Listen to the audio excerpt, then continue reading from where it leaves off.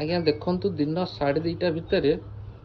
कौन सब आम आज रोषे यहाँ बैगण पोड़ा आलू सीझा यहाँ पाग हम यहाँ लगे घंटे 15 मिनट डालीटा तो सीझा को जहाँ लगी 45 मिनट खटे आईटा तो सब भिड आइटमटा शाग भजाटा आर केते 50 मिनट लगी आलू काटिबो खाली शाग भाजी देले चलिबो आलू काटिबो बैगण एटा 50 मिनट लगतो पियाज काटिके पकेइबो रसुण पकेइबो सब शाग आनी के 50 मिनट तो ता ड्यूरेशन टा 50 मिनट कड़ाई बसैबो तेल पड़िबो शाग कटा हबो ता ऊपर पड़िबो केते कथा कहूना गरम मसला पड़िबो छुको मरा हबो आ को कहूना तापर शाग सिझी रहला बेसर पानी